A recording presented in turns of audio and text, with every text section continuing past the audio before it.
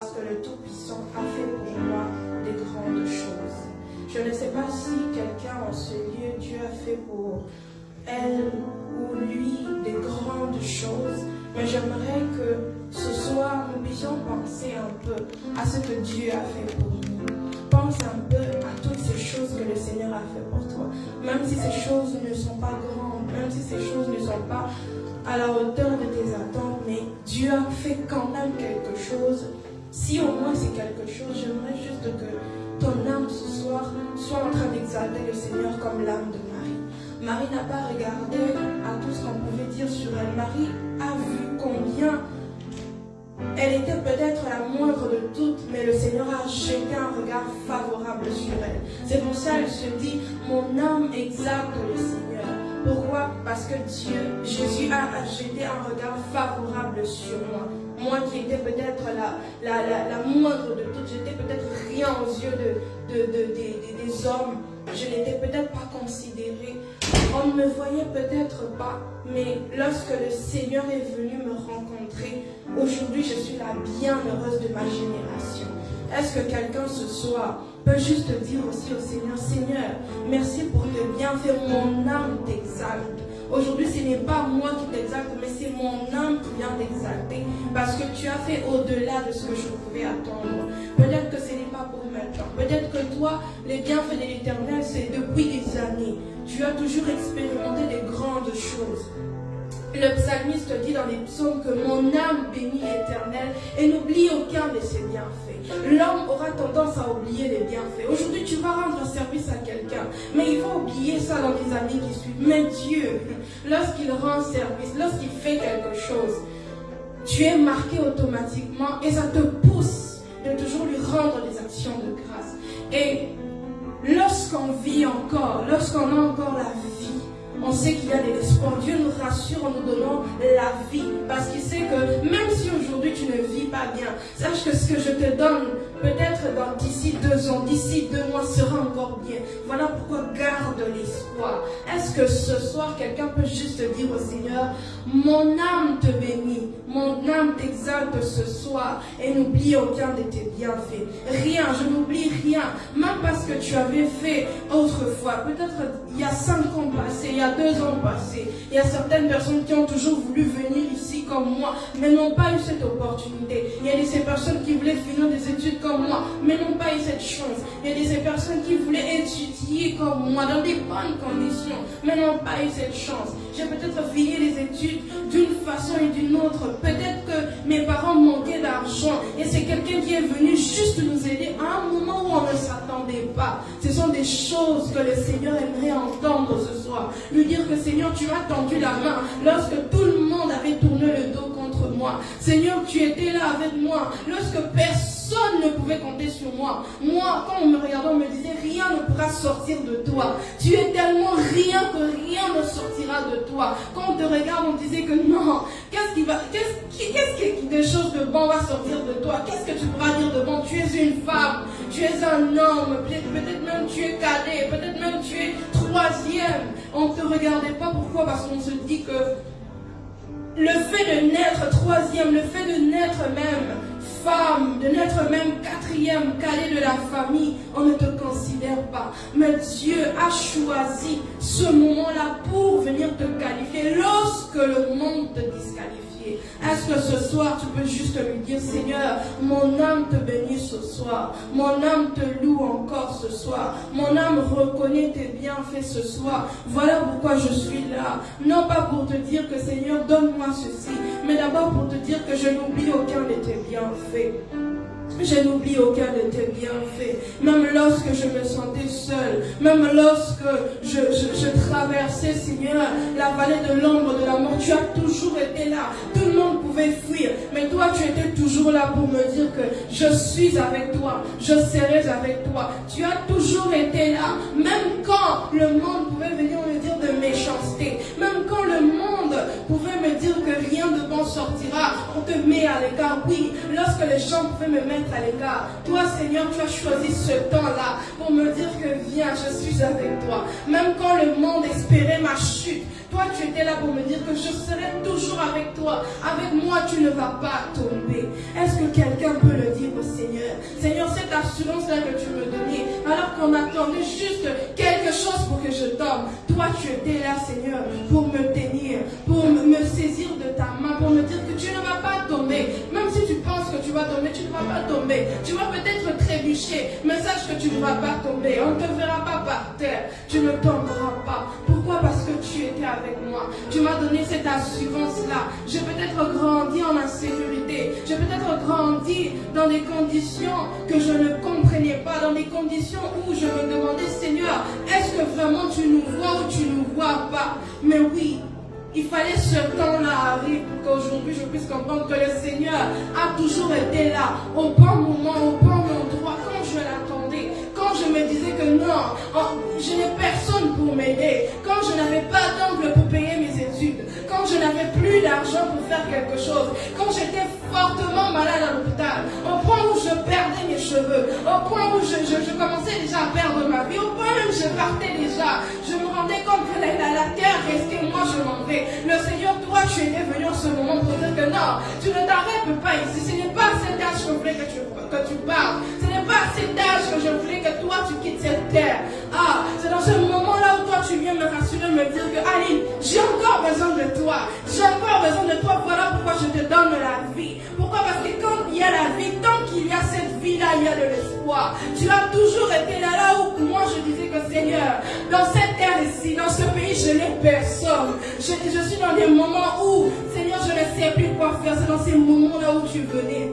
Tu me dis, Aline, c'est moi qui t'ai emmené ici. Je sais qu'est-ce qui va se passer. C'est dans ces moments-là que tu me disais que ce n'est pas moi qui suis venu ici, mais c'est toi qui m'as emmené ici. Tu avais les bons mots lorsque moi je me posais des questions. C'est toi qui avais les réponses que j'attendais. Je pouvais aller chez un oncle, chez une tante, chercher les réponses. Mais lorsque je venais vers toi, tu me donnais ce que je voulais entendre, Seigneur. Voilà pourquoi mon âme ce soir, Seigneur, vient t'exalter. Parce que de toutes les personnes que tu t'es choisies, Seigneur, je suis parmi le lot des personnes que tu t'es choisies, Seigneur, mon Dieu, pour faire du bien. Lorsque tu as regardé, Seigneur, à tes souvenirs, lorsque tu as regardé à ton livre de souvenirs, Seigneur, tu as vu mon nom pour me dire que, ah oui, même elle aussi, elle a droit à vivre quelque chose. Ah, pendant des jours et des jours, Seigneur, les temps et les temps de pleurs, de souffrance, Seigneur, tu as jeté un œil favorable dans la vie de quelqu'un. Voilà pourquoi ce soir, Seigneur, nous venons te le dire. Père, des jours de famine, de fois on manquait de faim, Seigneur. On manquait rien à manger, Seigneur. On n'avait pas de pain, on n'avait pas de lait, on n'avait pas de sucre, Seigneur. Mais dans ce temps-là, tu étais là. On pouvait peut-être mourir, Seigneur, de faim, mais tu as dit que non, ce n'était pas dans ça que tu voulais qu'on finisse. Voilà pourquoi ce soir, Seigneur, mon âme t'exalte. Ce soir, Seigneur, tout ce que je peux avoir, Seigneur, je ne le mérite pas. C'est parce que tu as regardé, Seigneur, mon Dieu, dans ton livre, tu t'es dit que oui, tu mérites aussi d'avoir du bien. Tu mérites aussi d'avoir un sourire. Ah, Seigneur, je viens t'exalter ce soir, Seigneur. Je viens t'exalter ce soir, Seigneur. Mon Dieu, dans toutes les saisons, je serai là, Seigneur. Je suis là pour te dire que, Seigneur, mon Dieu, la pluie ne m'empêche pas de te bénir. L'hiver ne m'empêche pas de te bénir. Le soleil ne m'empêche pas de te bénir, Seigneur. Quelle que soit, Seigneur, la température, quelle que soit la météo, Seigneur, quel que soit le degré, moi je suis là, Seigneur. Nous sommes là pour te dire que, Seigneur, nos âmes t'exaltent ce soir. Quel que soit, Seigneur, ce qui peut se passer dehors, on est là pour te dire, Seigneur, merci. Quel que soit ce qui passe dans nos vies, Seigneur, personnellement, on est là juste pour te dire merci, Seigneur. On n'est pas là pour te demander, Seigneur, le mariage. On n'est pas là pour te demander les voitures. On n'est pas là pour le travail. On est d'abord là pour te dire que tu es un Dieu reconnaissant. Tu es un Dieu compatissant. Tu as été notre meilleur ami. Lorsqu'on ne savait pas à qui parler, des moments où, Seigneur, on regarde à gauche, à droite, papa n'est pas là, maman n'est pas là, ta soeur n'est pas là, ton frère n'est pas là. Tu vas parler à qui? C'est dans ce moment-là que j'ai compris que j'ai un meilleur ami. Même lorsque je pouvais parler à des amis, il te dit non, ne fais pas ça. Toi, tu me dis, Aline, vas-y, je suis avec toi. Ah, lorsque moi je me posais des questions, toi tu étais là, Seigneur, pour me ramener, pour me dire que peu importe ce que le monde peut dire de toi, peu importe les préjugés qu'on peut suis avec toi. Ah Seigneur, l'assurance que j'avais, l'assurance que personne ne pouvait me donner, que même Seigneur ma famille ne pouvait pas me donner, toi tu me le donnais Seigneur. Ah, je pouvais manquer des frais académiques Seigneur. Tu créais toutes choses de circonstances Seigneur, pour que je me retrouve avec de l'argent sans comprendre comment je fais pour atteindre Seigneur ce montant-là pour payer mes frais. Ah, tu as joué tout le rôle dans ma vie Seigneur, même lorsque j'étais malade. Tu as été Seigneur Rapha, tu as été Seigneur Jireh, Jéhovah, tu as joué tout ce rôle-là Seigneur dans ma vie. Ah, même lorsque le diable se levait pour me faire du mal, toi tu te levais avec ton armée. Tu ne me laissais pas Seigneur, tu te levais comme le lion de la tribu de Juda pour veiller sur moi Seigneur. Même lorsqu'on pouvait venir Seigneur avec un couteau, toi tu étais là avec un Seigneur, avec ton armée, avec des anges pour me protéger. Ah Jésus, de nombreux accidents se sont passés, mais tu m'as épargné. Beaucoup de vies sont parties Seigneur, mais tu m'as gardé. Ah Jésus, il y a plus riche que moi, plus belle que moi, plus Seigneur, mieux que moi, mais tu m'as choisi parmi ces personnes. Tu te dis que ce n'est pas fini. Ah Seigneur, je viens t'exalter encore ce soir. Je viens te bénir encore ce soir Seigneur. Père, je viens Seigneur te bénir encore. Je viens te bénir encore Seigneur. Mon âme te bénit ce matin Seigneur, ce soir. Mon âme te bénit ce soir Jésus. Père, merci pour tout ce que tu as fait Seigneur. Si j'ai tout ce que j'ai aujourd'hui Seigneur, c'est grâce à toi Seigneur. C'est grâce à toi. Je ne dirais pas que c'est parce que j'avais quelqu'un des contacts Seigneur. Ce n'est pas les contacts Seigneur. Le travail même que j'ai, ce n'est pas un contact, c'est toi. Ah, le diplôme que j'ai, ce n'est pas un contact, c'est toi. Père, tout ce que je peux avoir, c'est toi. Avoir même Seigneur, la possibilité de venir dans ce pays, c'est toi. Je ne dirais pas que c'est un oncle, je ne dirais pas que c'est quelqu'un d'autre. Non Seigneur, c'est toi qui as occasionné cela. Voilà pourquoi reçois Seigneur, montre les fleurs que tu mérites. Reçois Seigneur, la qualité, la quantité Seigneur de notre action de grâce. Père, reçois toutes ces choses-là Seigneur. Reçois toutes ces choses-là Seigneur, parce que tu le mérites. Père, si nous avons la vie aujourd'hui, alors que beaucoup de femmes, beaucoup d'hommes Seigneur à notre âge sont partis. Père, c'est pas parce que nous sommes riches, c'est pas parce qu'on a beaucoup de cheveux, c'est pas parce qu'on a beaucoup de vêtements, des voitures, mais c'est juste parce qu'on a trouvé grâce à tes yeux. Ah, comme Marie Seigneur, mon âme t'exalte encore Seigneur ce soir. Mon âme t'exalte encore ce soir Seigneur. Merci pour tes bienfaits Jésus. Père, tu n'as pas regardé Seigneur au nombre de péchés. Tu n'as pas regardé, tu n'as pas eu à compter, dire que hey, tu as commis tant de péchés, tu es récalé. Non Seigneur, malgré ça tu me dis viens, suis-moi, viens avec moi. Viens avec moi, Seigneur. Ah, Père, je te bénis encore, Jésus. Père, nous venons tellement de loin. Nous venons tellement de loin, je ne sais pas, mais lorsque je regarde dans mon histoire, lorsque je regarde dans ma vie, je me dis que oui, Seigneur, dans ma vie, tu t'es révélé. Aujourd'hui, je peux me lever et dire que oui, le Seigneur s'est manifesté d'une manière et d'une autre, de plusieurs façons, Seigneur. J'ai tellement de témoignages à raconter, et même à la génération qui viendra, je ne manquerai pas le mot de dire que oui, le Seigneur a pour vous, Seigneur, lorsque j'avais besoin de lui, le Seigneur était là, il a rempli le rôle là que je voulais, d'être un père, d'être une mère, d'être un meilleur ami. Lorsque je n'avais personne, tu étais là, Emmanuel. Ah, Père, je te remercie encore d'être là, d'avoir été là, Seigneur, d'être toujours là au bon moment, Yahweh. Merci, Seigneur, d'avoir joué ce rôle-là, Père. Père, je te bénis encore ce soir. Je te bénis encore ce soir, Seigneur. Je te bénis encore ce soir, Jésus.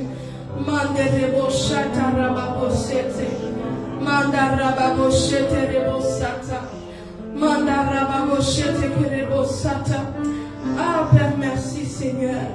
Merci, Jésus. Des maladies qu'on pouvait dire incurables, des sortes de choses qu'on pouvait trouver dans ton corps, une personne avec beaucoup de choses. Mais toi, tu as su me guérir, Seigneur. Tu as su le faire sans même que je me pose des questions, sans même que j'aille prendre des médicaments. Père, je te remercie pour cela. Beaucoup meurent, Seigneur, de cancer, beaucoup meurent de tumeur. Mais toi, Seigneur, tu étais là. Ah, Père,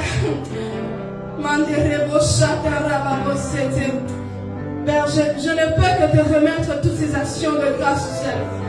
Père, reçois les diplômes, reçois, Seigneur, la guérison, tout ce que tu m'as donné.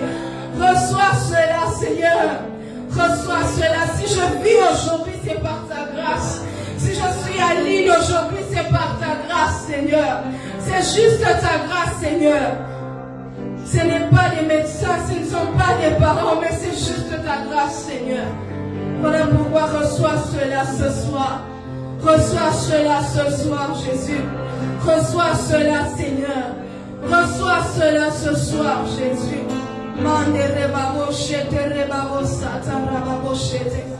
Reçois cela, Seigneur. Reçois cela. Reçois toutes ces choses, Seigneur. Reçois toutes ces choses, Jésus.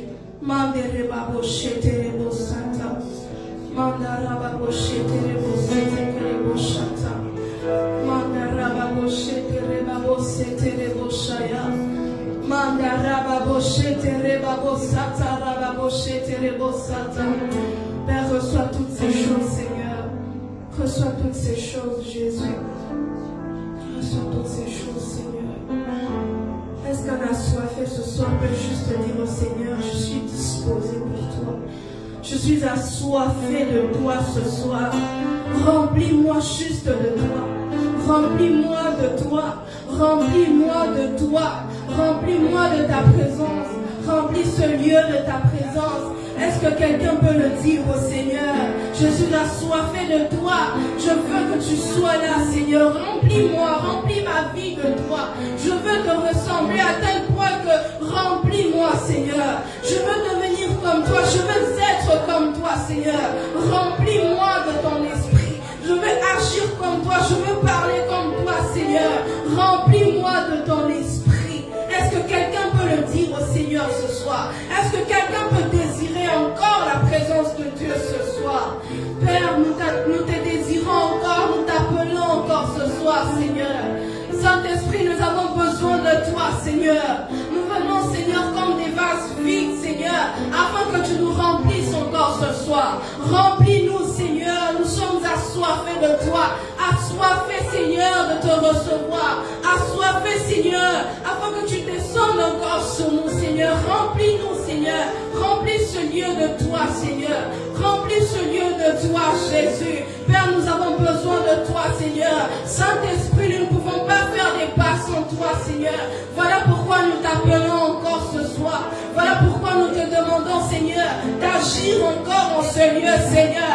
Ah, le Saint-Esprit qui rend capable. Nous t'appelons ce soir. Toi qui viens guérir des malades, nous t'appelons ce soir, Seigneur. Viens, Seigneur, en ce lieu. Viens capaciter, Seigneur, chacun de nous, Père. Nous avons besoin de toi, Seigneur. Remplis-nous en ce lieu, Seigneur. Remplis-nous en ce lieu, Père. Remplis-nous en ce lieu, Seigneur. Remplis-nous en ce lieu, Seigneur. Je n'aimerais pas avancer sans toi, Seigneur. Je me sens incapable seul. Voilà pourquoi j'ai besoin du Saint-Esprit. Ah, Saint-Esprit, Seigneur, viens me capaciter. Viens nous capaciter, Seigneur. Saint-Esprit, nous avons besoin de toi. Ah, nous venons comme des vases vides, Seigneur. Des vases vides, Seigneur, afin d'être remplis de toi. Remplis, Seigneur, de toi. Remplis, Seigneur, de toi. Remplis, Seigneur, de toi. Saint-Esprit, nous avons besoin de toi en ce lieu. Nous avons besoin de toi en ce lieu, Seigneur. Nous avons besoin de toi en ce lieu. Viens nous remplir, Seigneur, de toi. Viens nous remplir, Seigneur, de toi en ce lieu. Saint-Esprit, nous avons besoin de toi, Seigneur. Nous avons besoin de toi, Jésus. Nous avons besoin de toi, Seigneur. Nous avons besoin de toi, Jésus. L'Esprit de Dieu. Saint-Esprit, nous avons besoin de toi. toi, Seigneur. Nous avons besoin de toi, Jésus. Nous avons besoin de toi, Seigneur. Saint-Esprit, nous avons besoin de toi, Jésus. Nous avons besoin de toi, Seigneur. Saint-Esprit, nous avons besoin de toi. Nous avons besoin de toi, Seigneur. Ah, nous voulons tellement être comme toi. Nous voulons tellement te ressembler, Seigneur. Mais nous avons besoin du Saint-Esprit afin de ne pas se conformer, Seigneur, comme ce siècle, Seigneur. Nous avons besoin de marcher selon l'Esprit. Voilà pourquoi nous t'appelons, Seigneur. Voilà pourquoi nous t'appelons ce soir, Seigneur. Mandereba boshete rebabo sata. Mandaraba boshete rebabo sata. Mandaraba boshete kerebabo saya. Endaraba boshete rebabo sata. Mandaraba boshete rebabo sata. Endaraba boshete rebabo sete rebabo shaya. Mandaraba boshete kerebabo sata. Mandaraba boshete rebabo saya.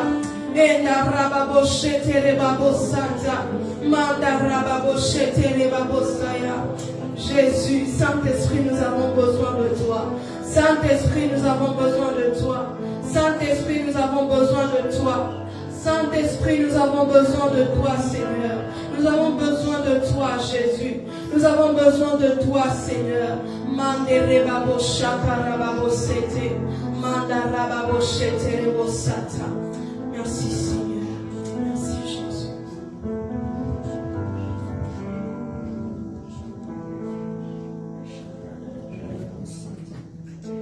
Je ne désire que toi. Je ne désire que toi.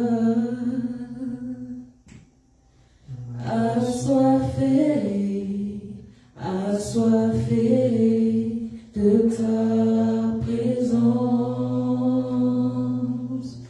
Mon âme soupire après toi. Soupire après toi. Assoiffé de ta présence. Assoiffé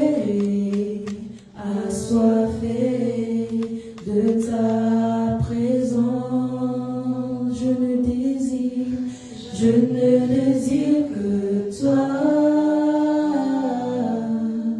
Je ne désire que toi. Assoiffé de ta présence. Assoiffé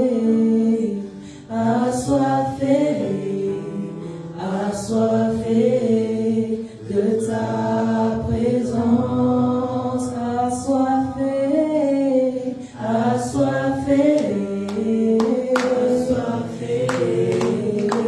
ta présence. Je ne désire que toi. Je ne désire que toi. Assoiffé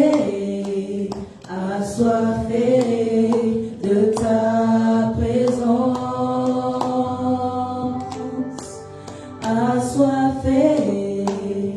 Assoiffé de ta présence. Une autre dimension est en ce lieu. Une autre dimension est en ce lieu. Je suis assoiffé.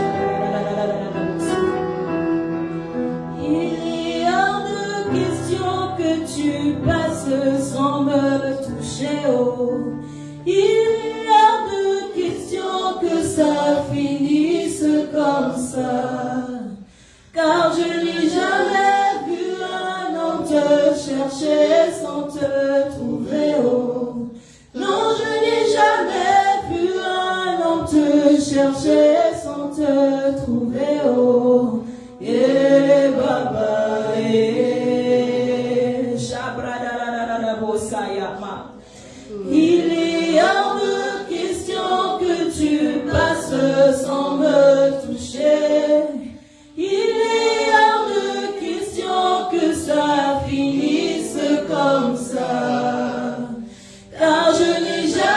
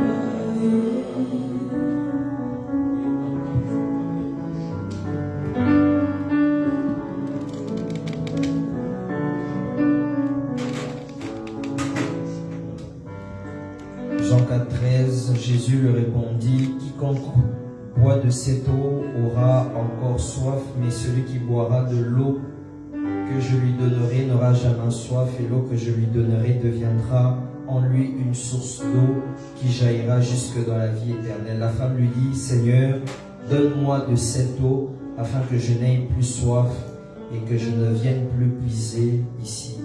En 30 secondes, est-ce que tu peux prier au Seigneur et dire, Seigneur, donne-moi de cette eau. Donne-moi de cette eau afin que plus jamais je ne vienne puiser ici. Donne-moi de cette eau. Donne-moi de cette eau afin que ma soif soit étanchée. Donne-nous de cette eau, Seigneur. Donne-nous de cette eau de la parole. Donne-nous de cette parole, Seigneur, qui étanche la soif. Donne-nous, Seigneur, cette eau-là. Nous te prions, Seigneur, de nous donner cette eau.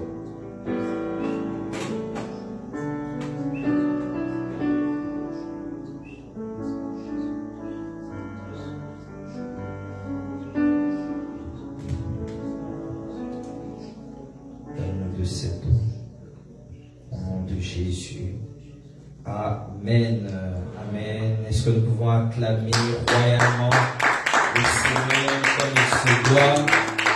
Est-ce que tu peux faire mieux que ça? Est-ce que tu peux exagérer? Amen, amen, amen, amen, amen. Amen. Amen. Bénissons le Seigneur pour cette première partie du culte.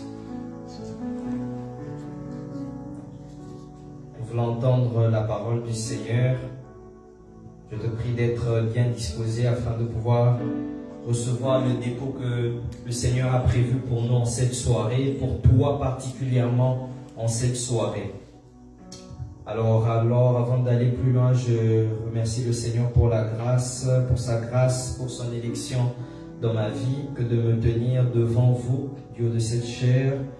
Je reconnais que ce n'est pas un privilège.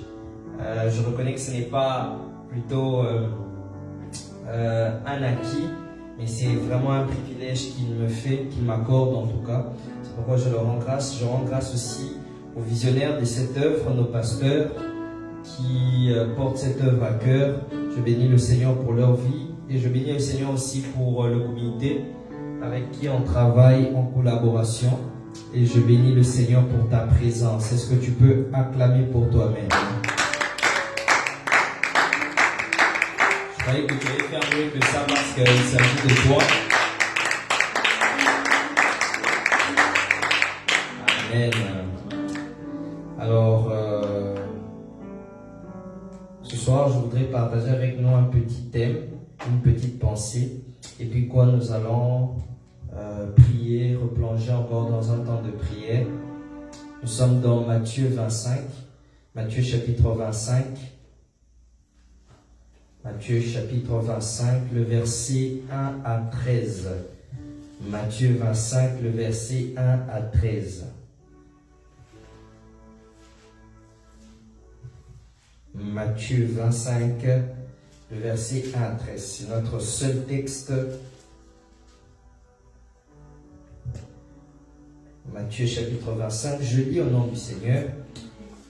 Alors, le royaume des cieux sera semblable à 10 vierges qui, ayant pris leur lampe, allèrent à la rencontre de leur époux. 5 d'entre elles étaient folles et 5 sages. Les folles, en prenant leur lampe, ne prirent point d'huile avec elles, mais les sages prirent avec leur lampe de l'huile dans des vases. Comme l'époux tardait, toutes s'assoupirent et s'endormirent. Au milieu de la nuit, on cria, « Voici l'époux, allez à sa rencontre. » Alors toutes ces vierges se réveillèrent et préparèrent leurs lampes. Les folles dirent aux sages, « Donnez-nous de votre huile, car nos lampes s'éteignent. » Les sages répondirent, « Non, il n'y en aura pas assez pour nous et pour vous. Allez plutôt chez ceux qui en vendent et achetez-en pour vous. » Pendant qu'elles allaient en acheter, l'époux arriva. Celle qui était prête entrèrent avec lui dans la salle de noces et la porte fut fermée. Plus tard, les autres vierges vinrent et dirent, Seigneur, Seigneur, ouvre-nous. Mais il répondit, je vous le dis en vérité, je ne vous connais pas. Veillez donc, puisque vous ne savez ni le jour, ni l'heure. Que Dieu bénisse sa parole.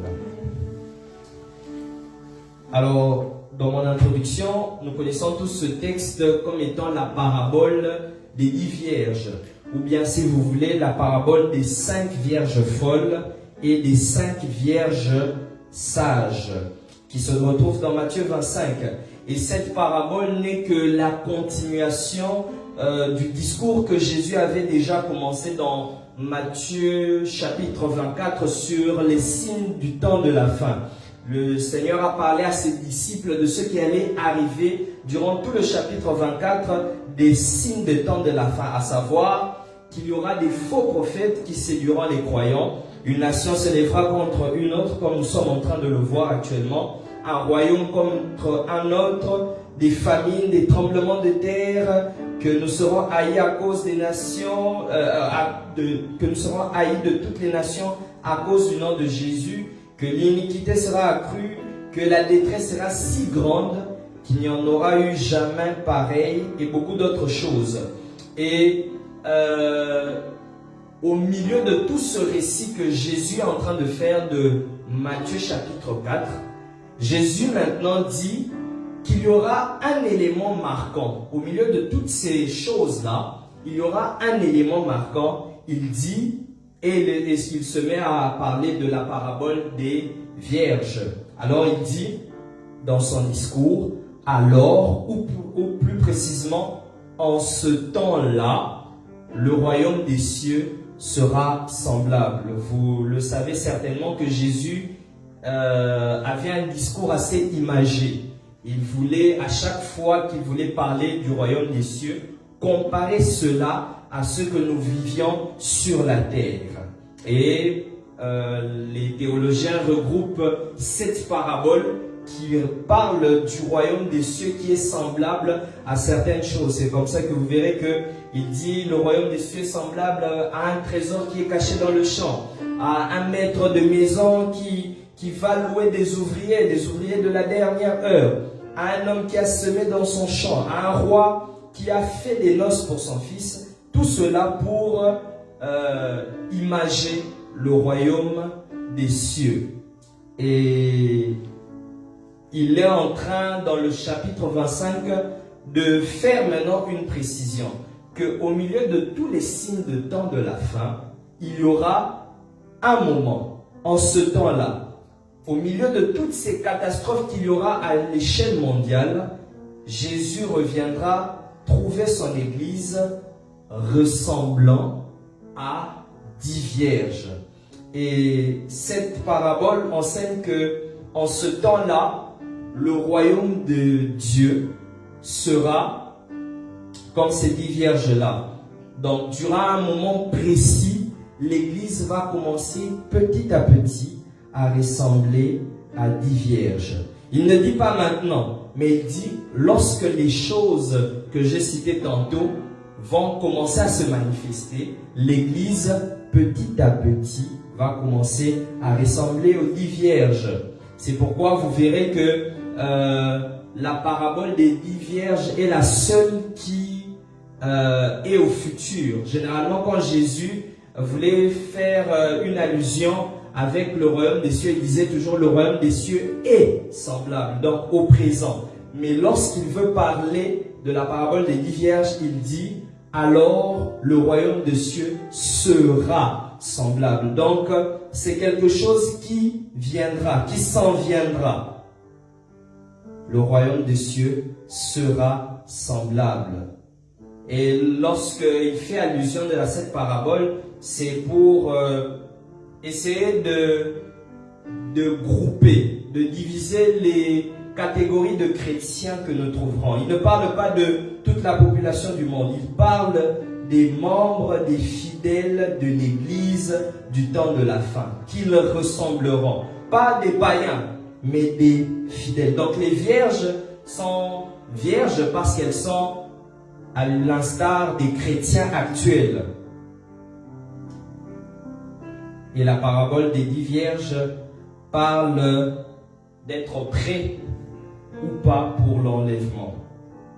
Pas pour être sauvés parce que les vierges étaient déjà vierges, donc elles étaient déjà qualifiées. On suppose que ce sont déjà à des chrétiens qu'on s'adresse, à des gens nés de nouveau. Parce que les 10 vierges représentent des personnes sauvées.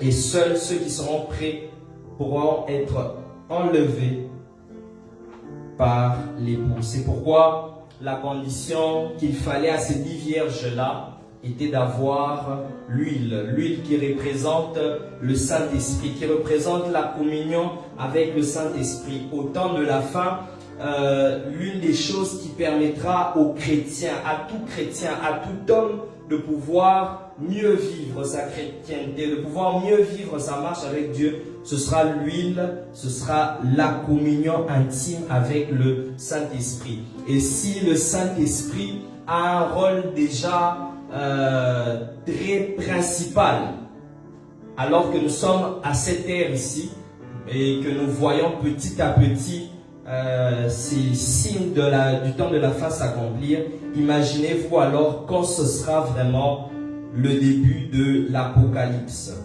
Donc de même que le maître, l'époux devait rencontrer les 10 vierges et que la condition était qu'elles aient de l'huile, qu'elles soient en communion avec le Saint-Esprit. De même aussi, Jésus reconnaîtra ceux qui seront remplis du Saint-Esprit et viendra vers eux. C'est pourquoi le petit thème que je voudrais partager avec nous en cette soirée s'intitule « Folle ou sage ». Folle ou sage. Si tu as un voisin homme, dis-lui fou ou sage. C'est pourquoi je te demande, peux-tu dire à ton voisin de gauche ou de droite, folle ou sage? Si c'est une femme, fou ou sage si c'est un homme. Folle ou sage? Folle ou sage? À chaque fois que j'entendais parler de cette parabole, je ne sais pas pour vous, mais moi je me suis toujours posé la question, pourquoi les sages étaient-elles sages et pourquoi les folles étaient-elles folles? On parle de 10 vierges, mais qu'est-ce qui fait que certaines soient appelées sages et d'autres soient appelées folles? C'est ce pourquoi nous allons nous entretenir pendant les quelques minutes qui nous restent. Et voici donc 4 éléments que je note vraiment dans ce passage qui différencient les vierges sages et les vierges folles. 4 éléments qui prouvent qu'on est soit nous-mêmes sages ou bien qu'on a commencé à devenir fous sans le savoir. Quoi qu'on soit, s'il vous plaît, vierge. Parce que le problème n'est pas dans cette parabole au sujet de la virginité. Les vierges sont vierges. Mais le problème est situé à une caractéristique, à un attribut, à un qualificatif.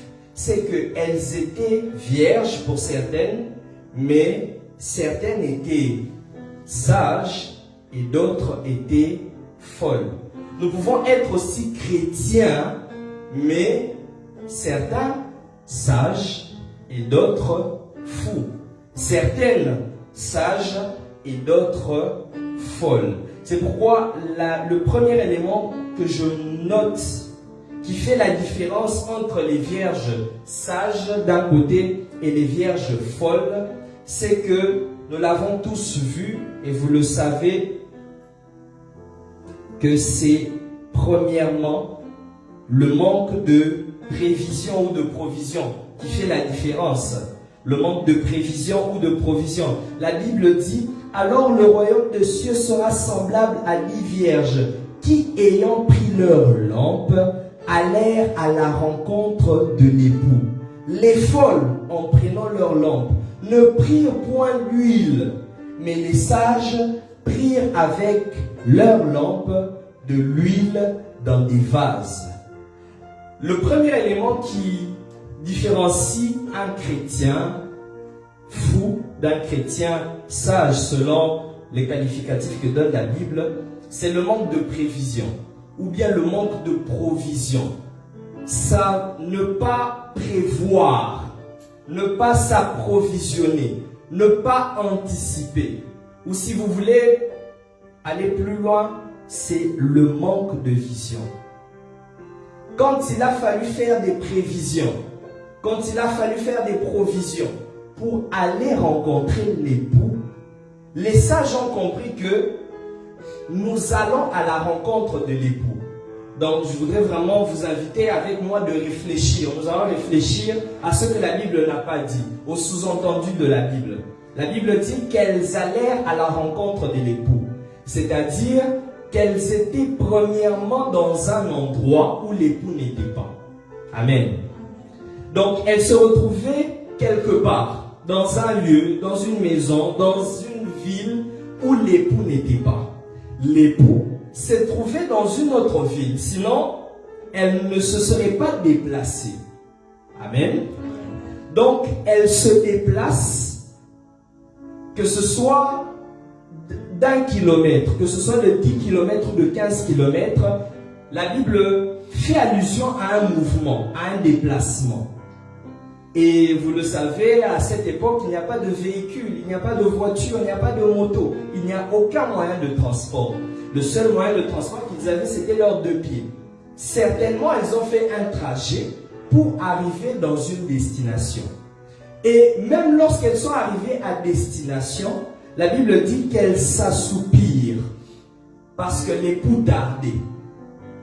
Et au milieu de la nuit, on est venu dire: allez à la rencontre de l'époux. L'époux est là. Plus tard, la Bible dit que l'époux entra dans la salle de noces. C'est-à-dire que nous sommes en présence de 3 lieux. Le premier lieu, le lieu où se trouvent toutes les vierges. Le deuxième lieu, c'est un peu la salle d'attente. Mais la salle d'attente n'est pas la destination finale. La destination finale, c'est la salle de noces. À l'instar de ces vierges, nous sommes aussi ces chrétiens-là, qui naissons, grandissant quelque part. Et au cours de notre marche, nous sommes en train d'aller petit à petit vers la rencontre de l'époux. La salle d'attente n'est pas le lieu final, n'est pas la destination finale. La terre aussi, chers chrétiens, chères chrétiennes, n'est pas la destination finale. La destination finale, la Bible le dit, c'est la salle de noces. Ici, nous sommes en train d'attendre petit à petit le retour de Jésus. Alors, un jour, comme il l'a promis à ses disciples, il reviendra. Lorsque maintenant on se dit que bon, nous sommes sur terre, notre focus reste tourné sur la terre, on tombe aussi dans cet assoupissement-là. Parce que, qu'on le veuille ou non, l'assoupissement vient. C'est pourquoi la vision et le but même doit caractériser, doit motiver toujours notre cœur. Qu'au-delà du fait que tu travailles, qu'au-delà du fait que tu gagnes de l'argent, que tu aies un ministère rempli, que tu aies des voitures, que tu fasses des voyages, que tu fondes une famille, la vision reste la rencontre avec l'époux. La vision n'est pas toutes ces choses-là. Ces choses-là, sont un peu des mouvements que l'on fait dans la salle d'attente. Mais la vision, c'est rencontrer l'époux. Et ces folles ont pris le risque de quitter de chez elles, de marcher jusqu'à la salle d'attente, au lieu de l'attente, avec juste l'huile. Un peu comme les hommes disent, elles marchaient juste. C'est-à-dire, tu À cette époque, tu as un carburant, voilà, tu as mis le carburant, c'est juste, tu quittes Gatineau vers ici, Canada, et tu es juste dans voilà, le range du carburant. Donc tu es juste. Tu ne te dis pas qu'il peut y avoir voilà, construction, et puis on fera un détour qui prendra encore plus de temps. Donc tu prends le risque. Et c'est le risque qu'elles ont pris, d'aller juste. Cela relève d'un manque de vision. Parce que l'époux ne vivait pas avec elles toutes. Il fallait qu'elles se déplacent. Il fallait qu'elles aient, comme les vierges sages, de l'huile à provision, de l'huile en prévision. Comment pour un aussi long voyage sur la terre, tu ne peux pas avoir la vision de d'où tu vas? Est-il possible que les années qui passent sur cette terre,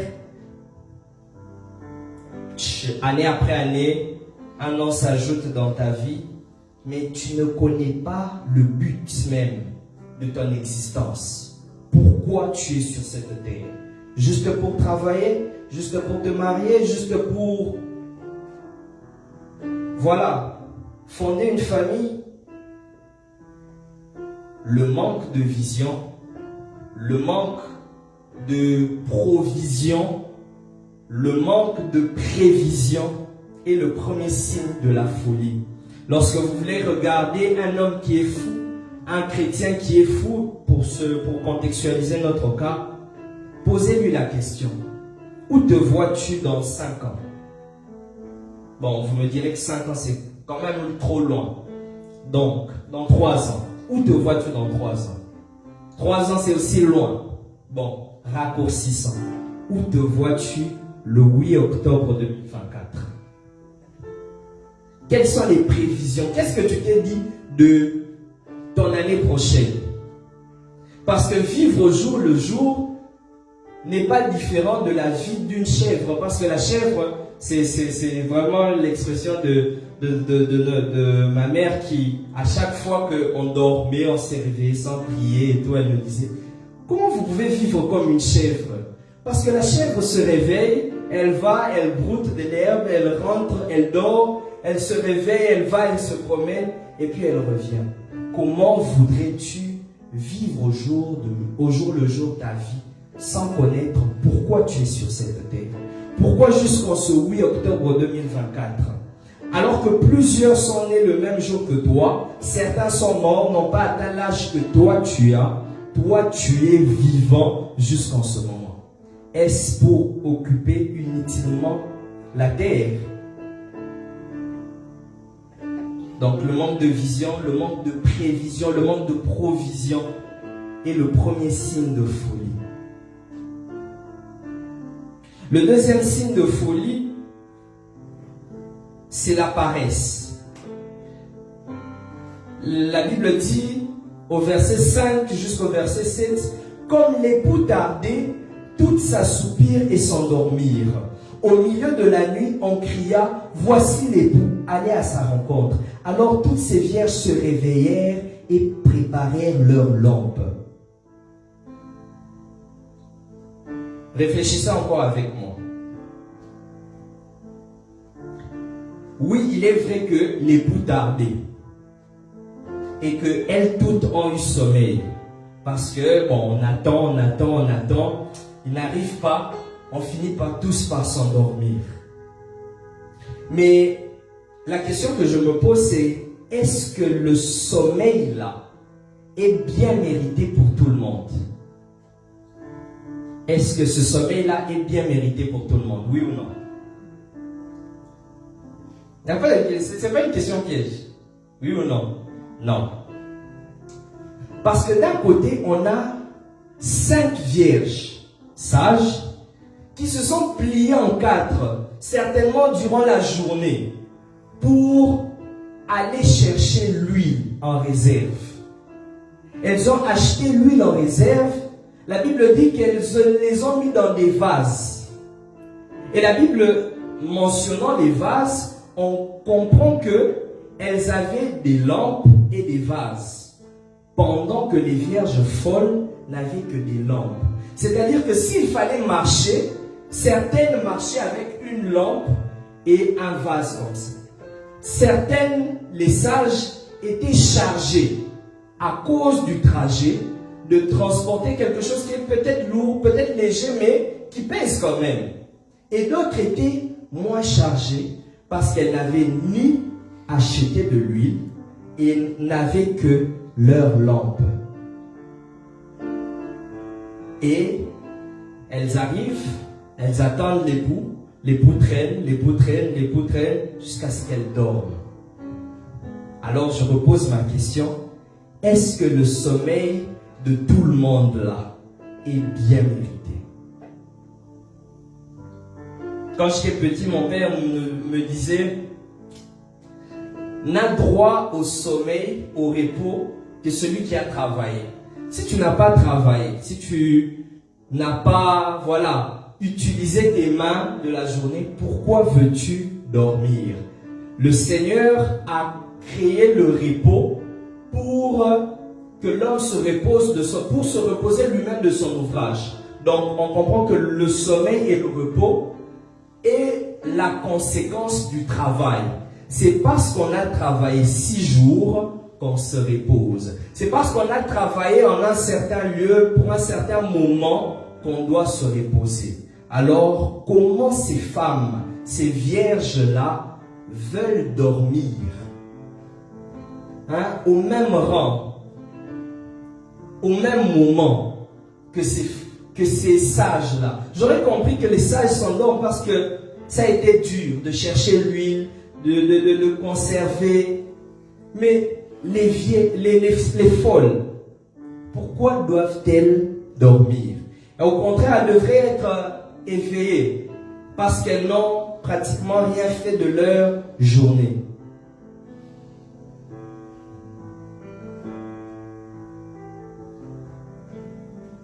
Et il en est de même aussi en tant que chrétien.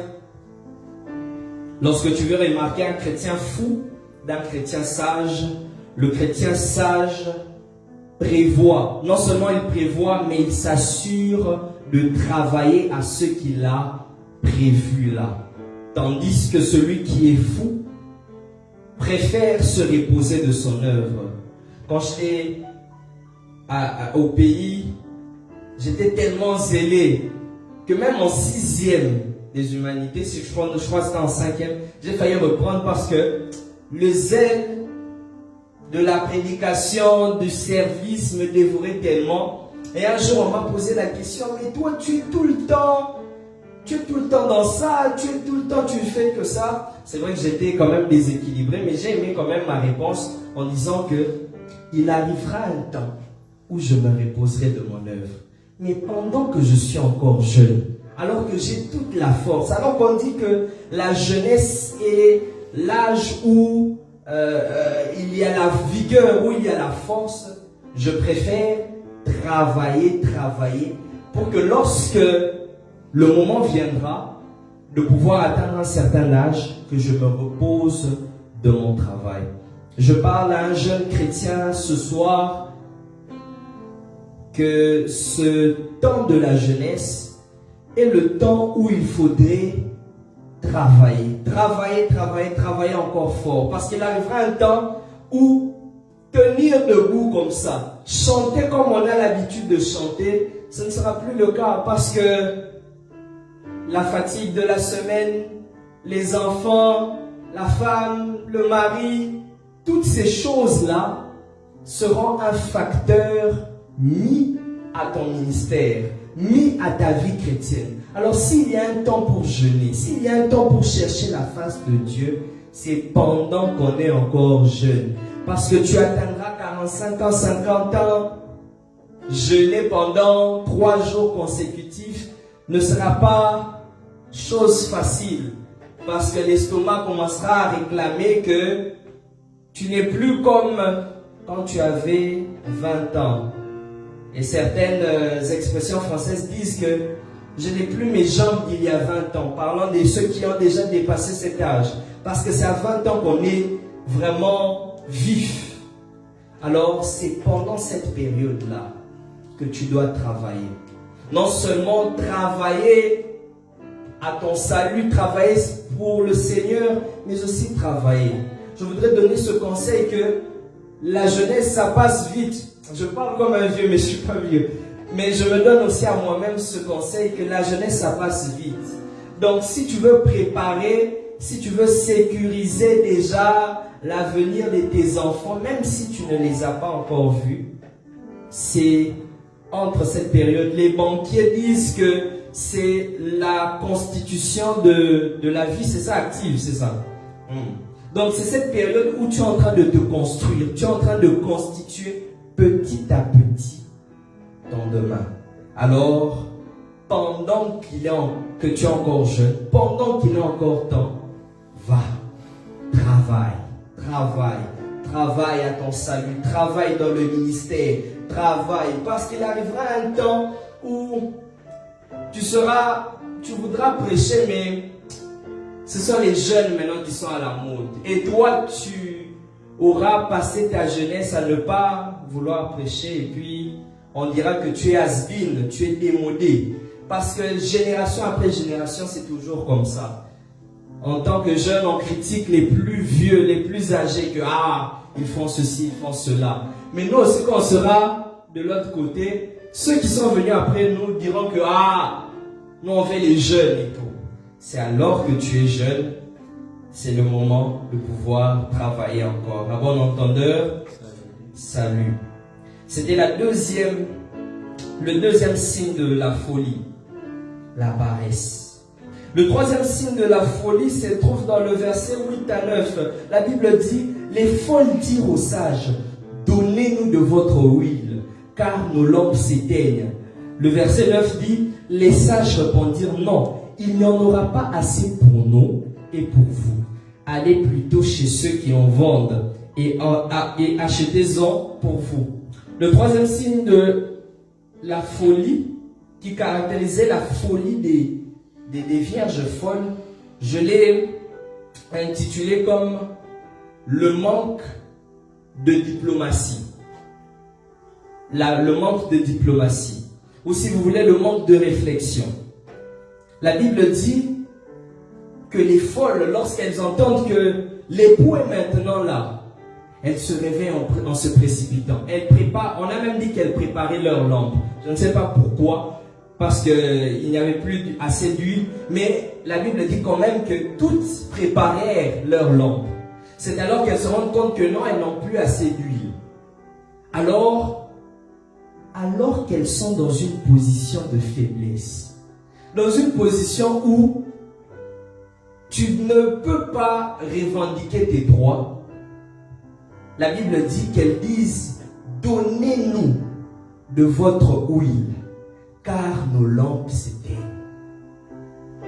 Alors qu'elles sont dans une position de faiblesse, elles sont en train d'exiger, de réclamer quelque chose qui ne leur appartient pas, de réclamer quelque chose qui appartient à autrui.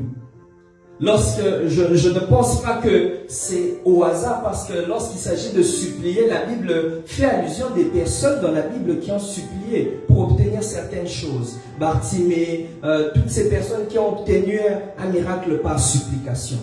Mais la Bible dit d'elles qu'elles disent « donnez-nous ». Elles utilisent l'impératif qui est un temps utilisé pour donner l'ordre. C'est un ordre qu'elles sont en train de dire. Donnez-nous de votre huile, car nos lampes s'éteignent. Il n'y a même pas on ne sent pas, j'imagine, je voudrais que vous imaginiez aussi avec moi. Il n'y a même pas un peu de tact. S'il vous plaît, nous vous en prions. Les formules de politesse de pouvoir dire, donnez-nous s'il vous plaît. Il n'y en a pas assez pour nous. Donnez-nous. Mais elles, sans tact, sans politesse, sans diplomatie, elles exigent, donnez-nous. Voulez-vous reconnaître un fou d'un sage? Écoutez-le parler. écoutez-le demander, écoutez-le répondre, écoutez-le répliquer. Donnez-nous de votre huile, car nos lampes s'éteignent. On raconte l'histoire d'un conflit diplomatique qui a éclaté entre deux pays à cause d'une formulation. Deux ministres des Affaires étrangères se rencontrent, c'est des ministres ou des ambassadeurs, ils se rencontrent pour signer des traités et tout. Et le premier ministre, d'un côté, c'était un ministre ressortissant d'un pays anglophone. Et l'autre était ressortissant d'un pays francophone. Alors le francophone, parlant à l'anglophone, sans faire exprès, va dire, voilà, il va parler en anglais, il va essayer de parler du mieux qu'il peut de son anglais. Il va dire à un moment, we demand. Et puis il va continuer et tout. Alors l'anglophone est choqué, il est étonné. Parce que ce que le francophone traduit par we demand pour dire nous demandons, l'anglophone traduit par nous exigeons, nous réclamons. To demand, ce n'est pas demander en français. To demand, c'est réclamer, exiger, avec force et tout. Alors, cette tension-là s'établit à cause seulement d'un seul mot. Lui le dit parce qu'il le traduit littéralement. L'autre le comprend parce que ça a une autre connotation, une autre signification. Et cela crée un conflit. Parce qu'il se dit, comment tu peux nous exiger quelque chose de la sorte? Et le francophone ne comprend pas parce qu'il se dit, bon, moi j'ai dit, nous demandons, notre pays demande. Mais l'anglophone comprend que tu es en train d'exiger quelque chose qui n'est même pas un droit pour toi. Et c'est ce que les folles le font. Elles exigent quelque chose qui n'est pas un droit pour eux. Si vous voulez être un chrétien sage dans ce monde, Jésus l'a même dit à ses disciples, soyez simples comme des colombes et prudents comme des serpents. C'est ce qui a caractérisé même la vie d'un homme comme David. La Bible dit dans le psaume 34, psaume de David, lorsqu'il contrefit l'insensé en présence d'Abimelech et qu'il s'en alla chassé par lui. David est pourchassé par Saül comme nous le connaissons. Et il arrive dans un endroit où Abimelech est comme propriétaire d'une ville et tout. Alors, Abimelech se rend compte que cet homme c'est David, c'est celui qui est pourchassé par Saül. Je vais l'attraper, je vais le tuer, je vais le présenter à Saül. La Bible dit que face à Abimelech, et connaissant que Abimelech allait le tuer, David qui a l'onction, la Bible dit, il contrefit l'insensé. Littéralement, ça veut dire, il s'est fait passer pour un fou. J'imagine qu'il a certainement fait couler la salive pour pas être reconnu. Celui qui a l'onction contrefait l'insensé. Vous vous souviendrez, pour ceux qui regardent les cinémas comme moi, qu'il y a un épisode dans La Casa de Papel où le professeur est entouré par plusieurs policiers. Le seul moyen de s'échapper, c'est de se faire passer pour un fou. Parce que personne ne peut arrêter un fou pour le questionner. Alors, le professeur dans le film est d'une intelligence incroyable. Mais dans une situation pareille, il comprend que la solution, ce n'est pas de la force. Ce n'est pas d'employer la force, l'onction. Ce n'est pas de faire quoi que ce soit. La solution, c'est de faire petit afin de passer. La solution, c'est d'être diplomatique. Bien-aimés frères, sœurs, il y a certaines morts que nous regretterons. Ah, il est parti trop tôt. Mais il est parti trop tôt peut-être parce qu'il a manqué de diplomatie. Lorsqu'il fallait honorer les parents, une chose simple. qui ne coûte rien, il ne l'a pas fait. Lorsqu'il fallait parler à son chef, à son quelque chose qui ne coûte rien, il ne s'est pas rabaissé. Et le voilà. Certains combats, la victoire, ce n'est pas en brandissant que je suis enfant de Dieu, tout genou doit fléchir au nom de Jésus. Certains combats, c'est juste la diplomatie. Ah mon cher, désolé, laissons tomber, laissons cette affaire passer. Certains, ce n'est pas en disant, tu sais qui je suis, d'où je viens, c'est la phrase culte, en tout cas dans des problèmes, dans des cas de confrontation. Tu sais qui je suis, tu sais qui je connais. On n'a pas besoin de savoir qui tu es. Amen. On n'a pas besoin de savoir toujours qui tu es. Parce que parfois, te présenter en tant que qui tu es peut te coûter la vie. Ah, tu es ici au Canada. Je me rappelle, venant ici au Canada, un jour, quelqu'un a posé la question à un ami. Tu es fils d'un tel qui est au régime un tel. Et lui, croyant que bon, je suis toujours au pays, donc ça va m'ouvrir certaines portes. Il a failli être lapidé, être tabassé ici. Pourquoi? Parce que certaines fois, la solution à certains problèmes n'est pas dans le fait qu'on puisse être grand, qu'on puisse être fort, mais c'est en se rabaissant. Jésus a eu le nom qui est au-dessus de tous les noms, non pas en tuant les Romains, parce que les Juifs attendaient qu'il vienne en roi, mais c'est à la croix. C'est après être mort, lui le roi des rois, qu'il a reçu le nom qui est au-dessus de tous les noms. Mais écoutez ce que les sages maintenant répondent aux folles. Ils disent, non, il n'y en aurait pas assez pour nous et pour vous.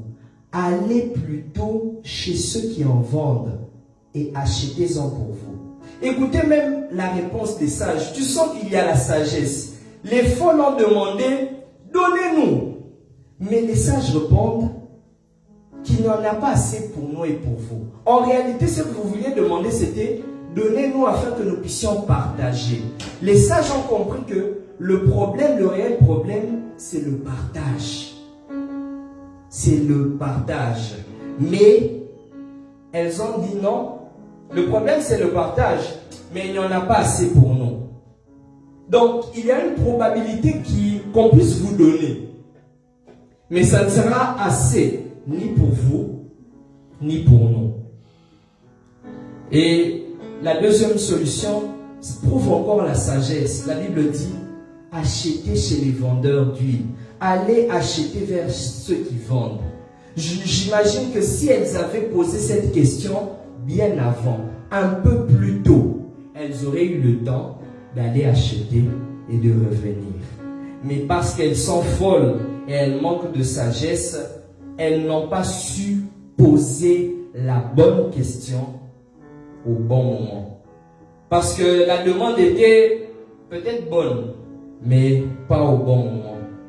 Et enfin, le dernier signe de la folie que je note, la Bible dit au verset 10 à 11, pendant qu'elles allaient en acheter, l'époux arriva, celles qui étaient prêtes entrèrent avec lui dans la salle de noces et la porte fut fermée. Plus tard, les autres vierges vinrent et dirent, Seigneur, Seigneur, ouvre-nous la porte. Le quatrième signe de folie, je l'intitule comme étant le manque de discernement. La Bible dit que pendant qu'elles allaient acheter, l'époux arriva. C'est-à-dire que ces deux actions se passent au même moment. Et je crois, parce que je suis en train de réfléchir à ça, à cette scène, que pendant qu'elles sortaient, l'époux rentrait. Pendant qu'elles allaient acheter l'huile, l'époux était en train d'entrer. Et je crois que ça s'est vraiment passé ainsi Parce qu'au verset 11, lorsqu'elles reviennent, elles disent « Seigneur, Seigneur, ouvre-nous la porte ». On a l'impression qu'elles parlent non pas directement au gardien ou bien à celui qui a... Parce qu'il y a un personnage que nous n'avons pas vu, c'est celui qui crie « L'époux est là, allez à sa rencontre ». Il y a un personnage.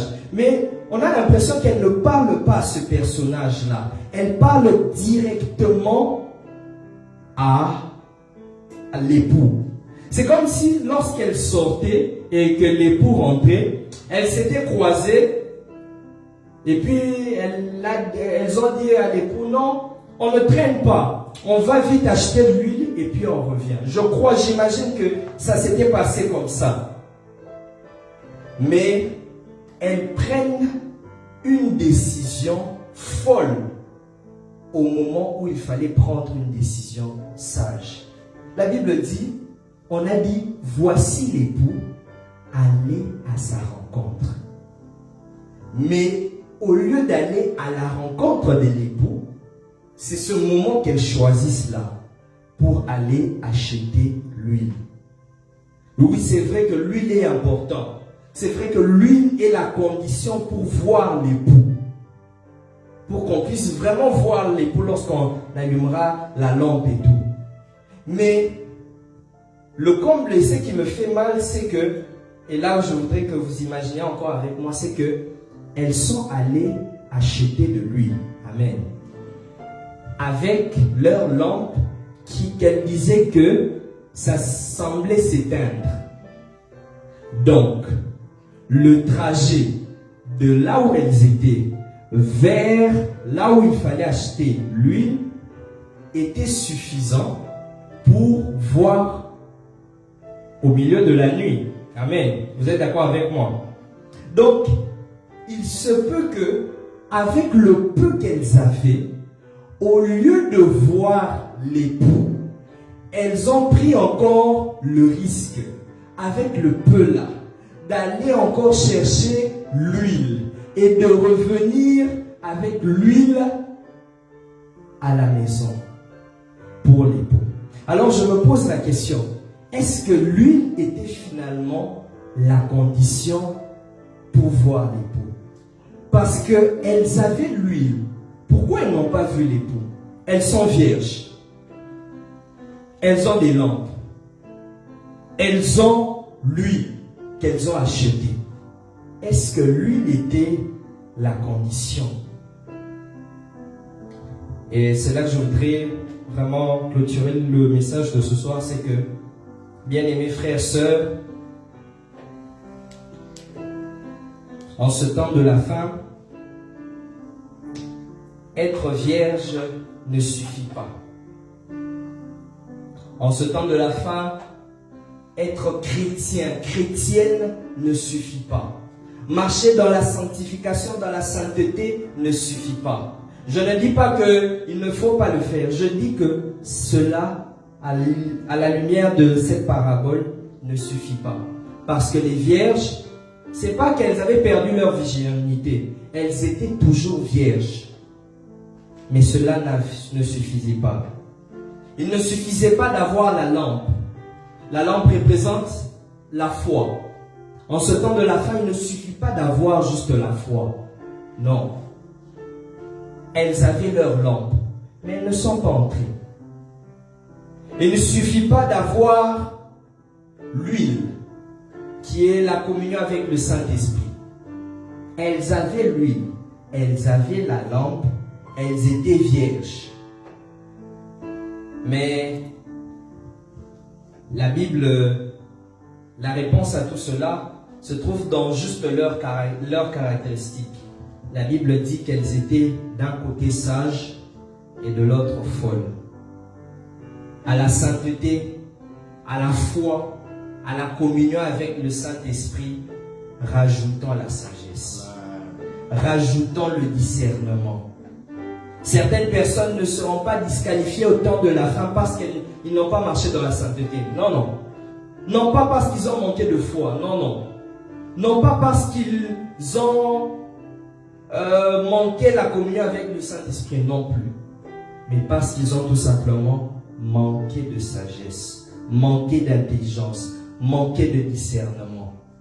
C'est pourquoi Jésus, lorsqu'il est en train de conclure cette parabole, il dit « Veillez donc, puisque vous ne savez ni le jour ni l'heure. » Et c'est la sagesse, le discernement qui nous permet de pouvoir, jour après jour, veiller. C'est pourquoi Paul dit dans Romains 12, le verset 2, « Ne vous conformez pas au siècle présent, mais soyez transformés par le renouvellement de l'intelligence, afin que vous discerniez quelle est la volonté de Dieu, ce qui est bon, agréable et parfait. » Discerniez la volonté de Dieu. À la fin de temps, beaucoup de choses seront dites. Il y aura beaucoup de choses qui seront passées. Mais le discernement, la sagesse vous permettront de pouvoir prier ce qui est bon pour vous, ce qui est bon pour votre âme, ce qui est bon. Le discernement et la sagesse pourront vous permettre de pouvoir comprendre que il est l'heure de pouvoir être plus attentif, parce que Jésus peut revenir demain ou même aujourd'hui, la seconde d'après. En ce temps de la fin, l'enjeu n'est pas seulement sur la sainteté, sur la virginité. En ce temps de la fin, l'enjeu est aussi sur la sagesse. C'est pourquoi je voudrais que de là où tu es, tu pries le Seigneur en 30 secondes. Mon temps est fini, mais je voudrais que tu parles au Seigneur.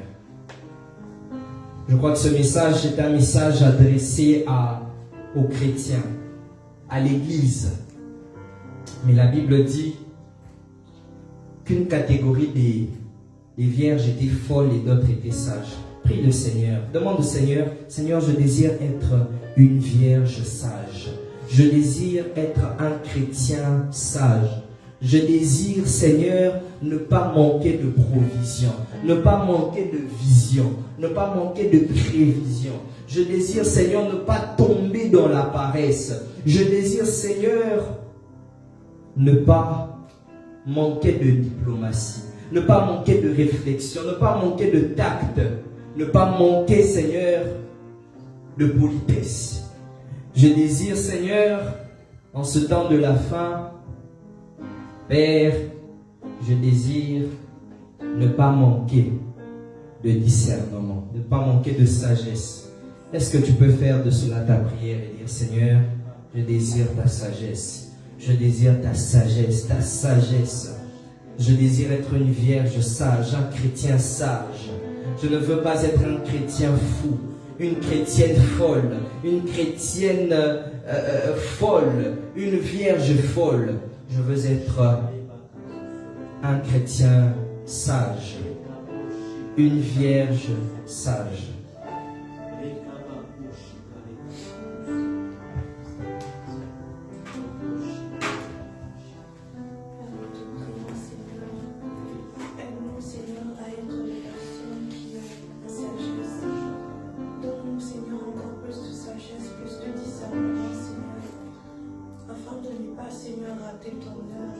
Lorsque l'on viendra, Seigneur, pour que tu puisses nous prendre, que nous puissions être parmi ces personnes-là qui auront eu aussi la sagesse. Au temps de la fin, Seigneur, merci pour tout ce que tu feras. Nous te prions aussi, Seigneur, pour les dîmes et les offrandes. Nous te prions aussi pour l'homme de Dieu qui nous a bénis, Seigneur, ce soir. Nous prions, Seigneur, que tu le bénisses encore abondamment, que tu te souviennes de sa famille, que tu te souviennes aussi de lui, que sa coupe, Seigneur, puisse déborder. Nous te prions aussi pour tout ce que nous avons apporté, Seigneur, dans ta maison comme offrande. Nous prions, Seigneur, que tu puisses le recevoir comme des parfums de bonne odeur, Seigneur, au nom de Jésus. Amen. Amen, amen. Amen. Est-ce qu'on peut acclamer le Seigneur?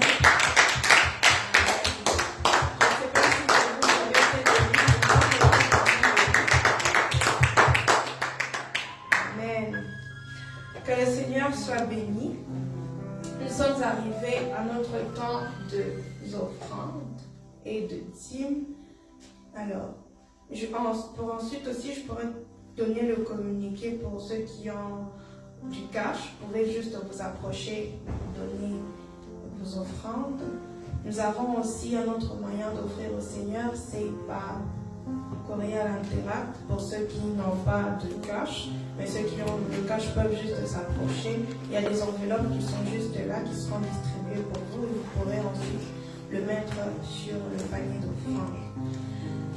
Alors, comme communiqué de l'Église, nous avons des actions de grâce. Amen. Amen. Est-ce qu'on peut acclamer le Seigneur?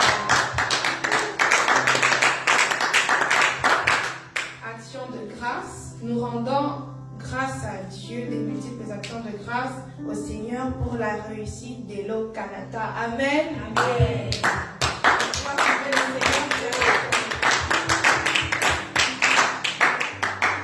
Nous rendons aussi grâce à Dieu pour l'anniversaire de notre frère Ezra. C'est qu'on parle de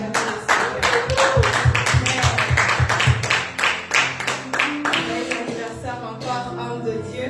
Que Dieu vous bénisse abondamment. Nous allons chanter à la fin. Ne soyons pas pressés de rentrer, s'il vous plaît. Alors, comme programme de la semaine,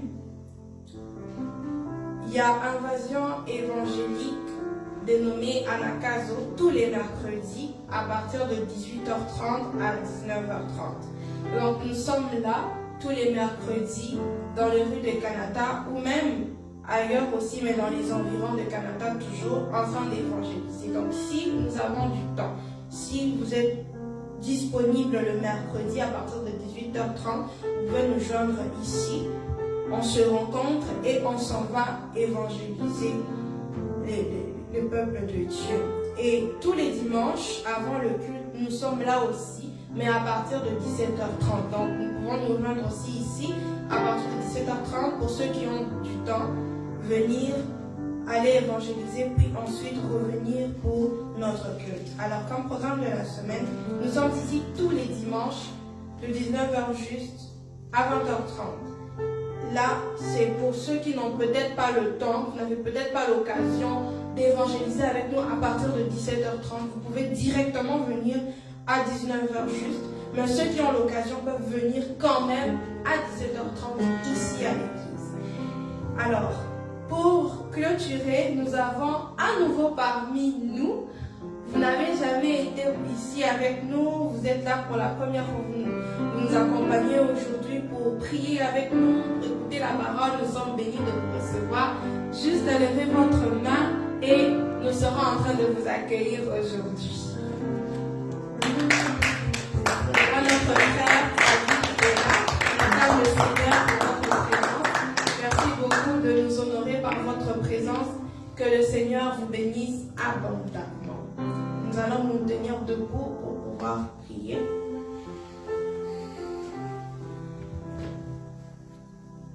J'aimerais que de là où nous sommes, nous puissions juste confier cette semaine entre les mains de Dieu.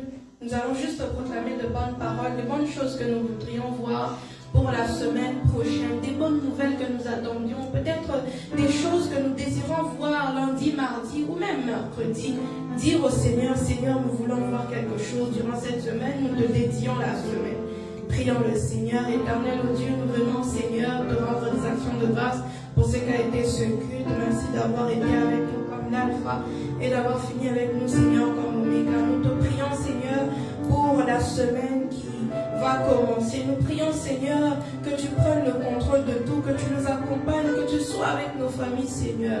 Nous prions, mon Dieu, que toutes les bonnes nouvelles que nous attendions puissent venir. Nous prions, Seigneur, que tu ouvres encore des portes, que nous puissions, Seigneur, avoir de grandes choses et voir de grandes choses, Seigneur, débuter durant la semaine, Seigneur. Donne du travail à ceux qui en cherchent, Seigneur. Donne la santé à ceux qui en ont besoin, Seigneur.